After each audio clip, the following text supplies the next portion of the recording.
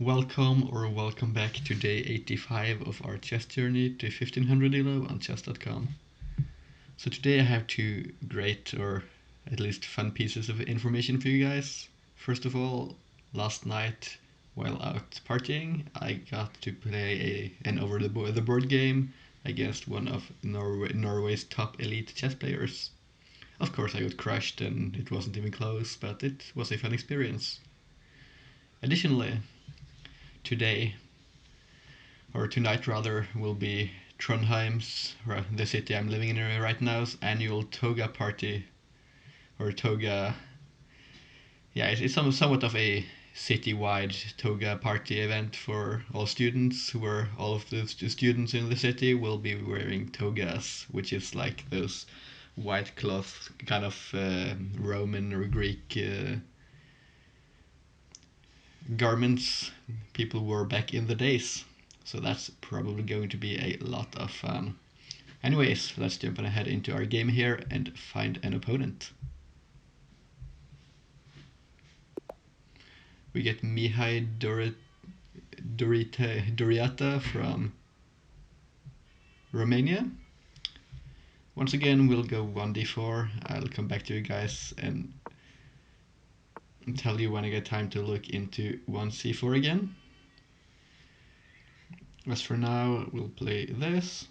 We could be playing knight to c3 here, but I have not reviewed bishop to b4. So let's come out with this knight instead. We have a standard queen's gambit declined, was what I was going to say, but we get this variation here. So let's have a quick look and try to analyze what's happening here. This is quite interesting. We have a lot of center tension. I'm realizing e3 might be a move, but I would not quite like to play it. We could take with our c-pawn, and if the opponent's c-pawn takes our d-pawn, we could take again, which looks okay. And if we take with our c-pawn and they take with theirs,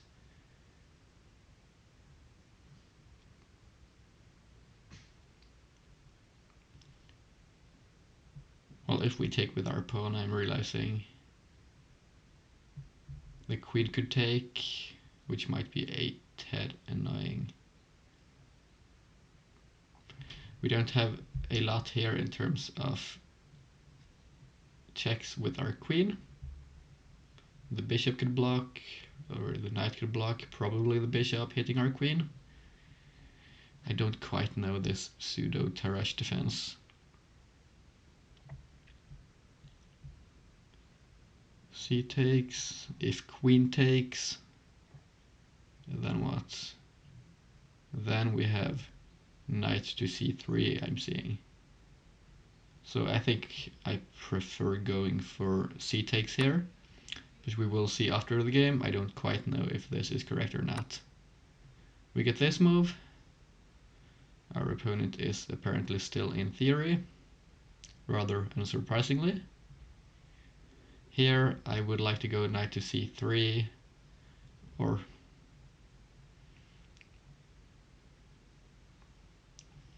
honestly, I think we could just play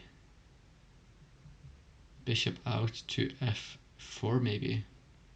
The reason I'm looking at bishop to f4 is because if our opponent takes, they will be playing with an isolated pawn here, isolated queen's pawn, and I think we can play around that. So instead, I would like to just get our bishop out before playing e3, simply because otherwise it might be a bit weak. So that's my argument here for coming out with this bishop. Well, c4 could be pushed, in which case the backwards pawn here on d5 might become a target. It's not pushed. Now e3 looks logical to me.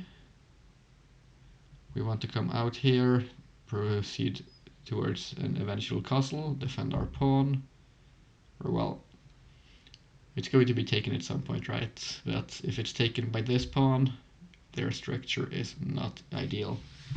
Our opponents rather. So yeah, let's come out with the pawn and see what our opponent does. They do take, and here I think it's important we do not take with the pawn. We either take with the knight or the queen. I think I like our current knight positioning. However, I do not want to take with the queen, because the knight comes out and hits our queen with tempo. Instead, let's take with the knight. The knight here will come out and we will not take it. We'll simply just keep on developing and act as though there is no tension here, I think. At least I'm expecting our opponent here to play knight out here, although this check was also on my radar. Now I don't quite like knight to b3 here, because it would force our pawns apart.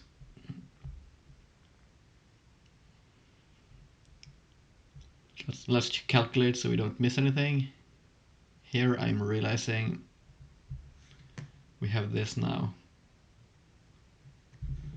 And then the knight will be first to come out. No. We do not have the queen move. Because after all, we are in check. Okay, so then let's come out with the knight first. I don't want our structure broken, so we'll come out here, which I don't quite like the square that much, but it will have to do for now.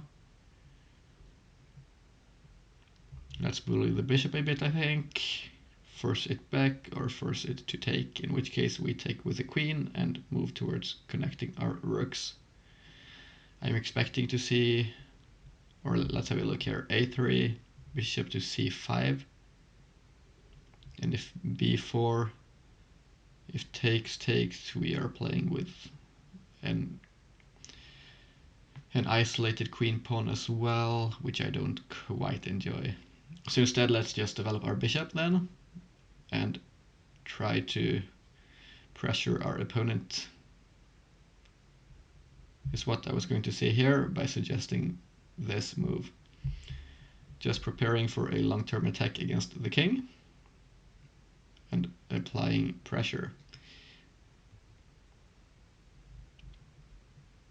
I'm looking for alternatives, but I think we have to move the bishop, and this square seems more active and better than e2.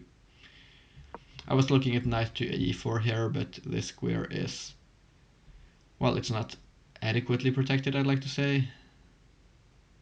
If it comes up, there is of course a pin towards our king, which I honestly forgot about ever so slightly here, but it shouldn't become an issue. Worst case, we could go knight d4 to b3 here, protecting our knight with our other knight. Or we could come back to f3, which is a decent square as well.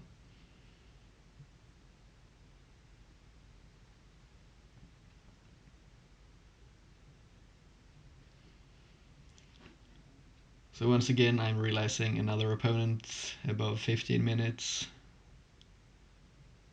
Yeah, it's honestly kind of funny. Here we get something interesting. The knight comes out like this, and this knight is not protected. However, I was going to say however here for a reason, but I don't think we can easily drop back, because that might allow the pawn to be pushed. But do we have e4 there? e4 and maybe playing with a pawn structure like this, which, I mean, f3 is not ideal, but we would force this pawn to be slightly overextended, I think.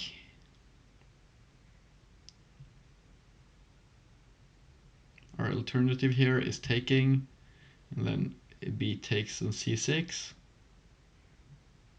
And then I think we have a fork, actually, I'm realizing, with queen out here, but then bishop takes knight, and the king has to take which is not ideal. So because of that, I think I prefer coming out with a knight here, defending our other knight. And well, d4 will be possible to play now. It will be playable, but I don't think we can do a whole lot about that right now. We need to get our king castle as well, so we'll see what can get done as we get there.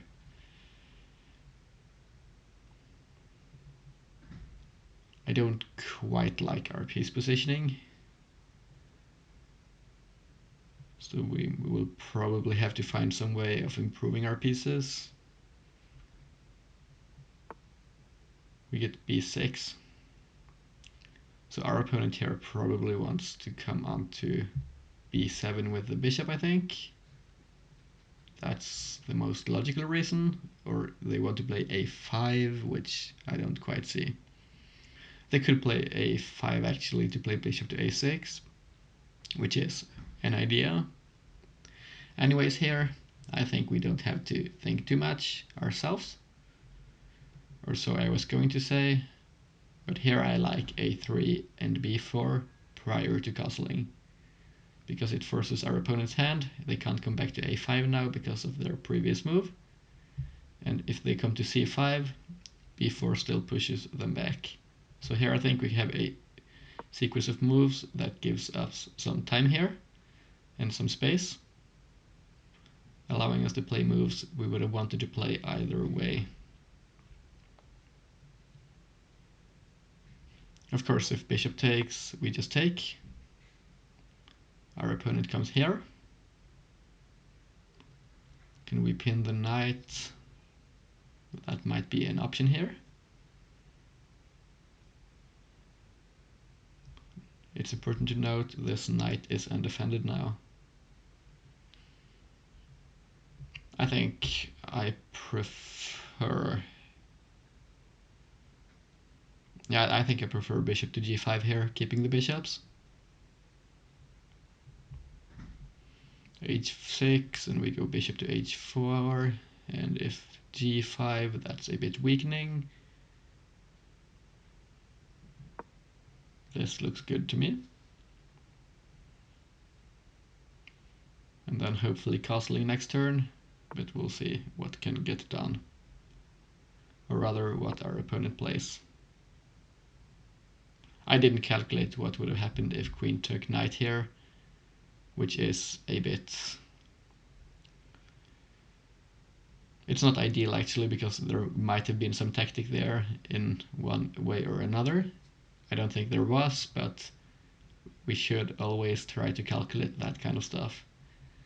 If the queen was overloaded, for example, or something along those lines. Just trying to play a bit quickly because of our experience with losing on time. Or at least running into time trouble and then losing because of time trouble. So here, what do we expect from our opponent? There is not a lot of threats with the bishop. The knight here could come out here, but I don't see any follow-up. This could be a square, but we currently control it. This pawn could it be pushed? Now it can't be pushed because the bishop blocks the queen. So pushing the pawn loses it, I think. It might depend on here what happens. I was going to say if we take and expose our king, but that did not happen. So instead here we can, let's have a look here actually. I was looking at castling, but could we play rook to c1 first, hitting the knight and essentially getting a free move in a sense? It wouldn't quite be a free move, because I think it would be likely to see bishop to b7 then, and they would just develop themselves too. So instead then, I think I prefer castling here. Just quickly scanning for tactics, but I'm not really seeing a whole lot.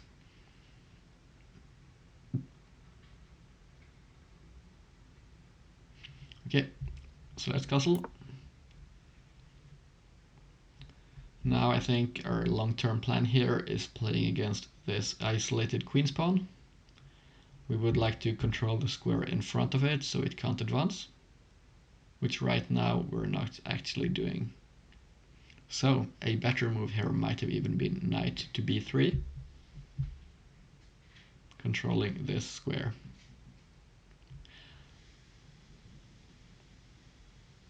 Because now I think the pawn can actually be pushed, which is not ideal because our opponent could trade off their weakness.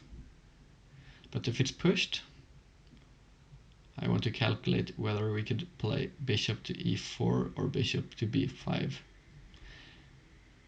Bishop to e4 doesn't quite work because knight takes, bishop takes, queen takes, and that doesn't look ideal. But now the knight comes out and our opponent wants to trade bishops. I don't think we need to though. We definitely don't need to trade bishops. We could just come back here, but then our opponent might want to force the issue. But actually here I think we might want to trade because it would remove their queen from controlling the d-file here,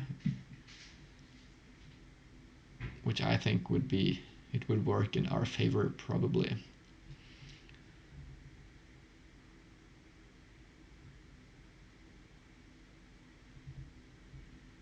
Bishop takes, queen takes. We don't quite have a fork on the knights because they could defend each other, which is slightly unfortunate. But let's have a look. Let's see, this knight comes back to e5. If we take with our knight, this knight takes.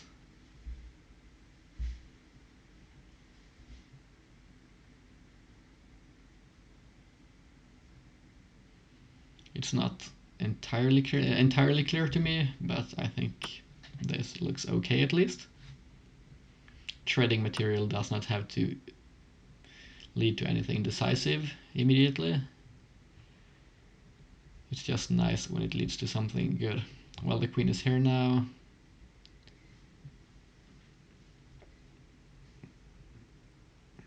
Honestly, it's quite unlucky here that... Oh no, actually this knight is defended already, so it's not a fork.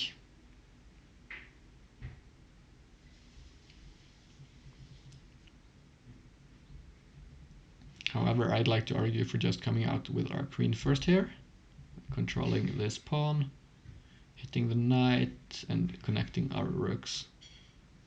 That looks solid, so let's go for it. Bishop to d7. I don't see any immediate discoveries, so this looks okay.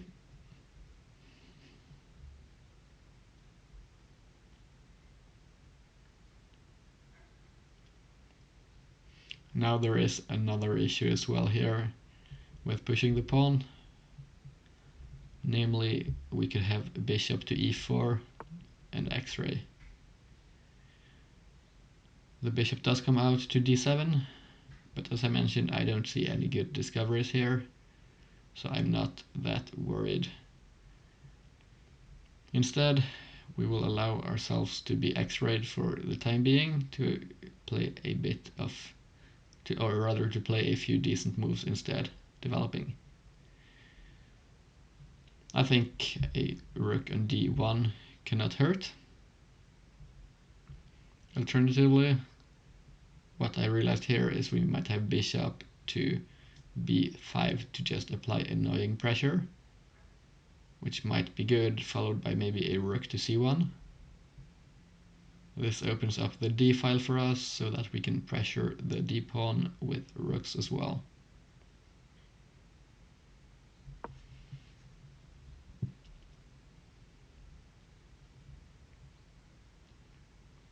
Now our opponent is pressured. They could keep on defending the knight, although we could also keep on adding pressure to it. Pressure, pressure, and more pressure. And the bishop is only defended once by the queen, although the knight here could jump back, but it doesn't. I was going to say it could jump back and simultaneously defend the bishop, but that's not what we saw here.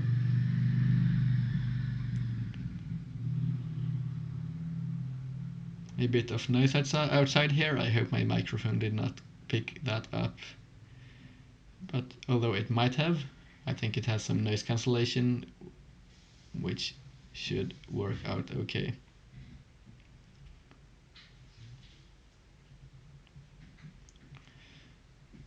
I'm thinking here rook a to c1 because we might still want our other rook on d1. Or rook f to d1, but we don't actually apply pressure immediately because of our own knight being in the way. Which is why I'd like to play this move, which has a more immediate threat. The most logical move, I think, for our opponent here might be rook, or rather knight c6 to e5. Defending the bishop here so we can't win a piece, while also coming forwards, applying some pressure and alleviating the pin.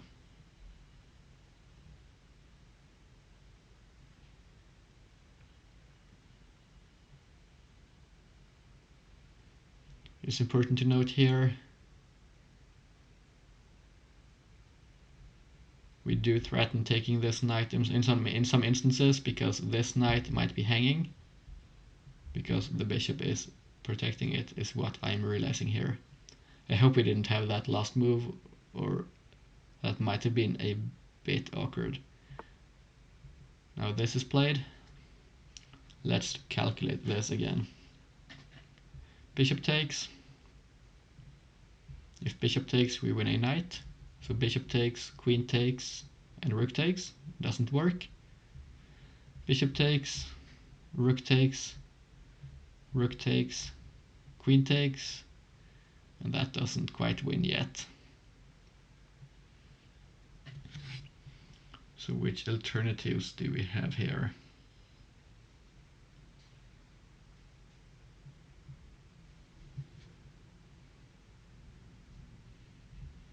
Bishop takes, rook takes. Doesn't quite convince me. But then maybe we have, oh yeah, bishop takes, rook takes. Maybe knight to d4 hitting the rook. And then we x-ray the bishop in some way and take it, and maybe take the knight.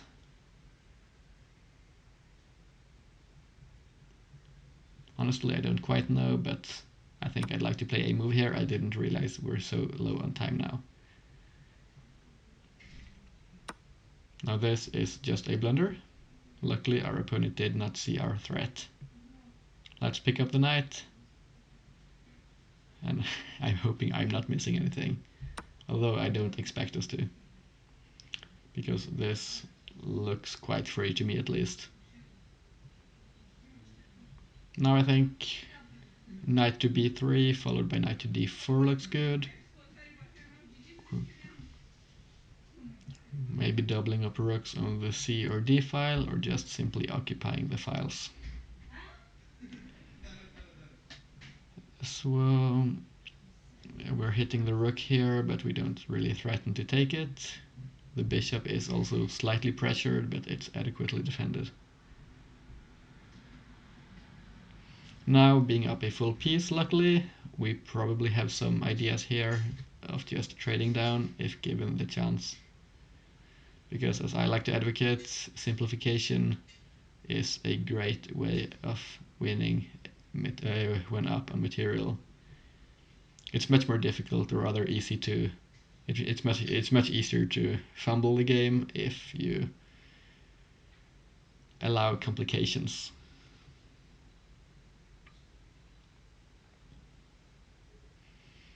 So So it seems our opponent here is slightly surprised by our previous move. They probably played a bit too quickly. So luckily our opponent this game got punished, at least now, for not spending their time correctly. Although this is still a game, we do have to show our conversion here.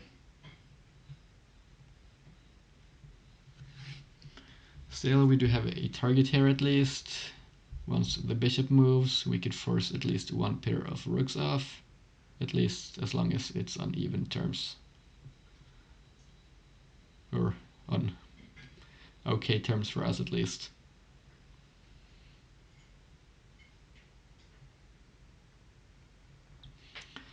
Currently, I'm contemplating whether I want to double the rooks on the c file or put our f rook onto d1. I think both of the moves looks okay. Or they both look okay. The thing is, if we go rook f to d1 and move our knight here, we are controlling this square with the knight, but if we come in anyway, we block our own rook, which doesn't quite convince me. So we'll have to see.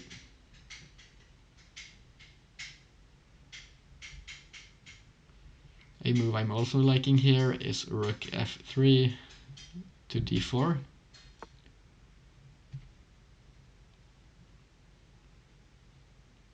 We get this. Our opponent seems to want to keep material on the board, which is smart considering they are now down a piece.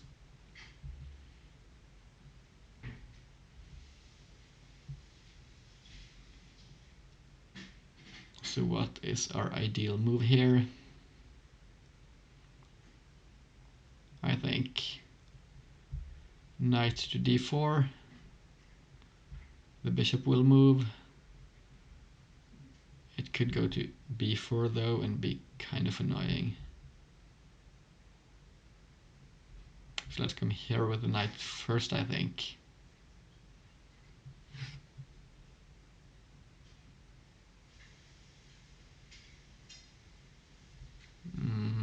No, actually I think I want this knight here and this knight here, and then we'll see what we do. Now this pawn is blockaded, our queen is hit, no problem there.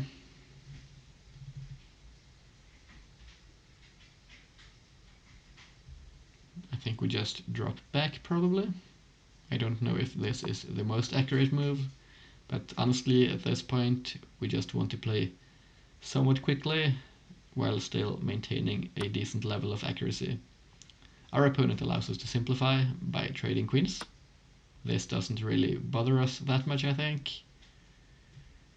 We still have a solid structure. This rook move doesn't do a whole lot. This pawn can't easily be targeted. So what do we do now? I think let's start off with this move. Infiltrating while also preparing to double rooks. And if our opponent here allows us to keep on trading pieces, we should be in a great spot. The pawn is pushed. Okay. Here, let's just come out with our last piece to c1.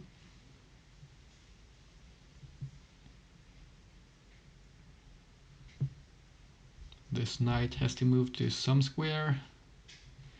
Still, I'm considering f3. Looks like a decent square to me.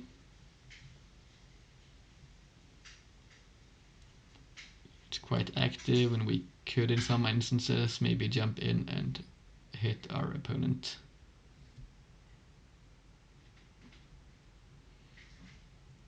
This doesn't quite convince me now. Knight d2 to b3 here because, well, we can't go forwards. This square is already occupied by us. so we wouldn't really have a lot of mobility there.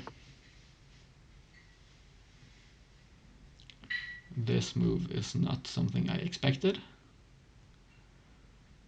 Here I think we have a way of forcing material off the board, namely playing knight to c6, forking the rooks, forcing the bishop to take, and then we take a rook through the bishop actually. Yeah, this looks okay.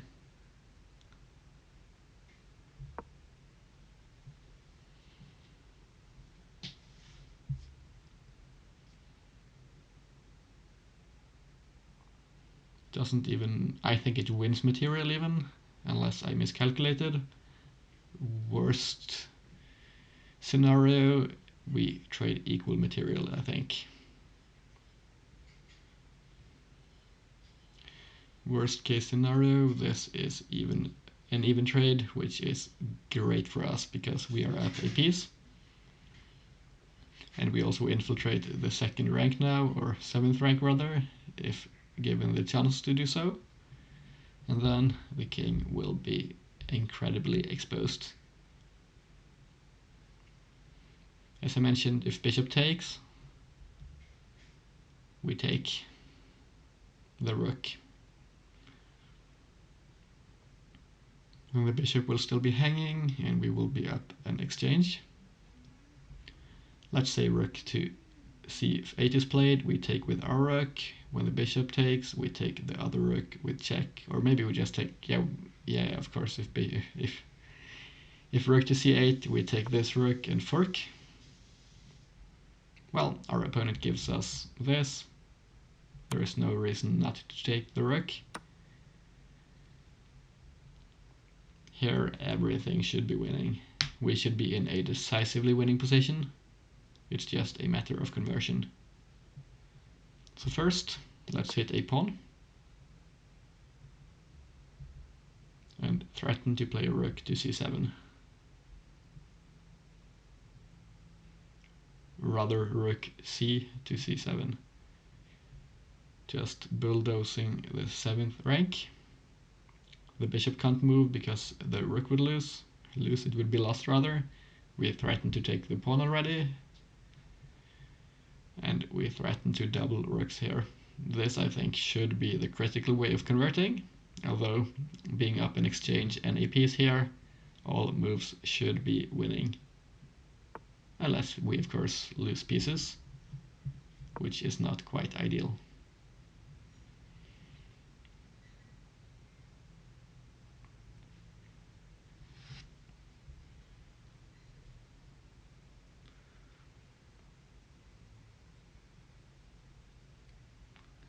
So here, if king to e8, I think we have rook to a8, which I think is a checkmate.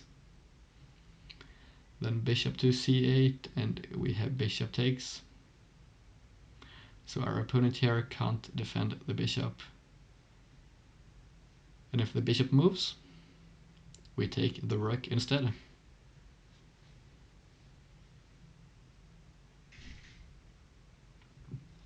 So this looks to be a quick win for us. Or well, quick from this point on at least.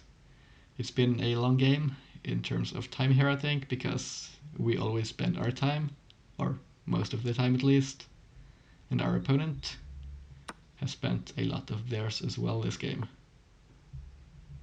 Now our opponent just collapses. We'll just take 3 pieces here, and the game should be over promptly. There we go. Thanks for the game. Well played to our opponent, Mihai Duriata from, was it Romania? Yes. Let's jump on ahead into the game review here.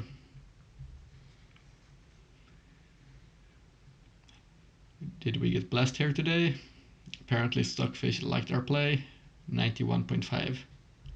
Our opponent played with 75.6 today. I see we had a miss and an inaccuracy. Let's have a look at where those were and how we could have played it differently.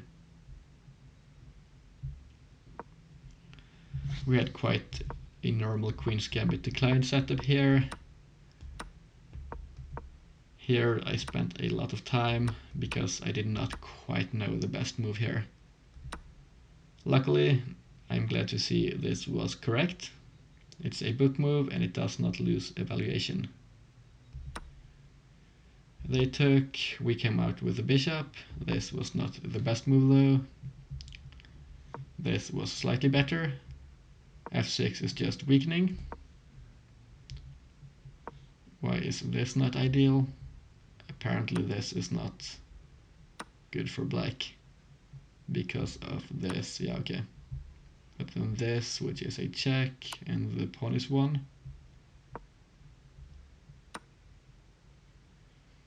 Yeah, I wouldn't have evaluated this as being that much better, but the computer does. It's probably well-known theory. I was not quite aware though. Came out here instead. Same idea, bringing the bishop out, but to the wrong square. Essentially, I guess the computer argues this forces a suboptimal move from our opponent, be it with the pawn, knight, bishop, or the queen. This was not ideal either. Apparently g2 here and playing in a Catalan-esque style.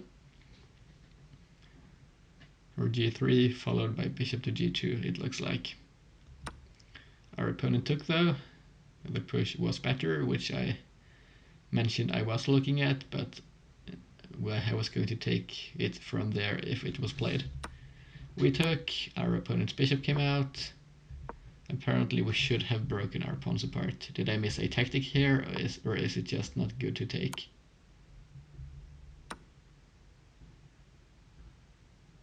Is this not just a weakness, or do we argue we are in a great spot here?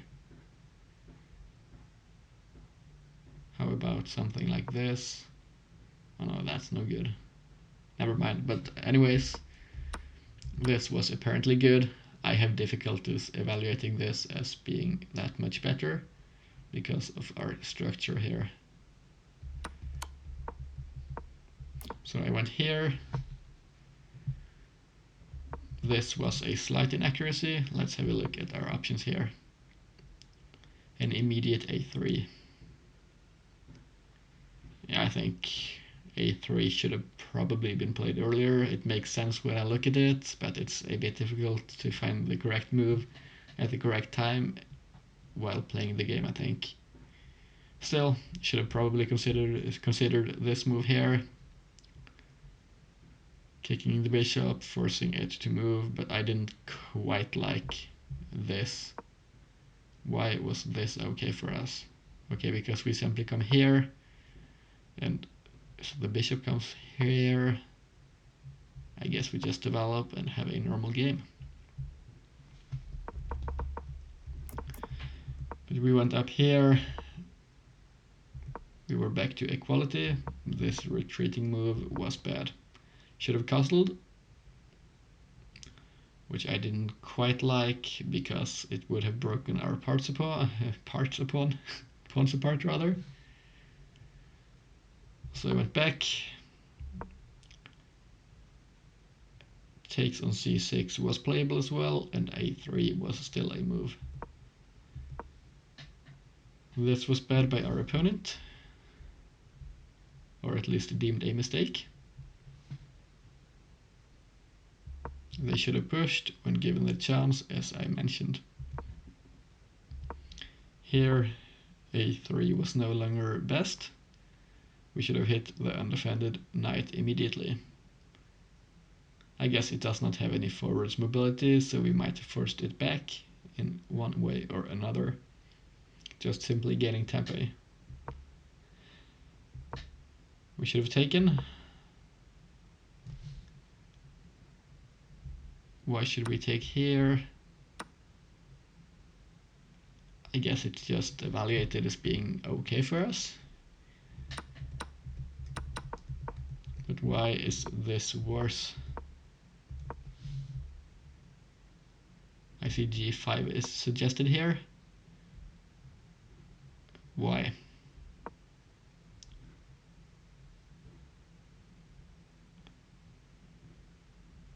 This is apparently okay for our opponent, but this pawn just looks weak to me. This is a bizarre computer move, if you ask me. No one in their right mind, at least at this level, would have given up this h-pawn. But apparently the computer thinks this is okay and not a problem at all. I would have been terrified playing as black here.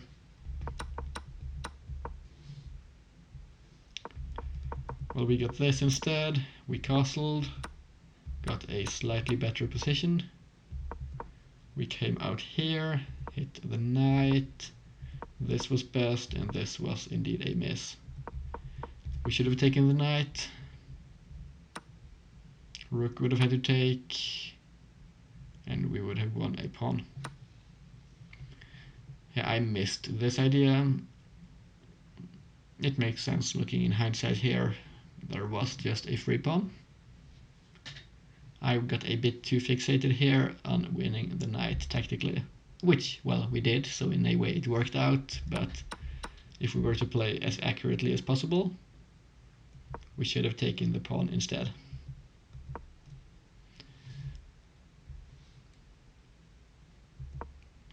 The queen came out, we took, our opponent blundered the game away, and from this point on we just had a smooth conversion. Rook to a3 is quite or a1 rather, is quite computerish. I do not bless that game move from a human perspective.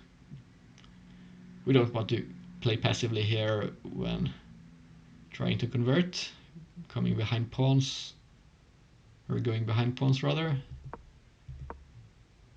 Rook to b1, still it doesn't quite make sense to me here, because this just seems like a more concrete way of winning.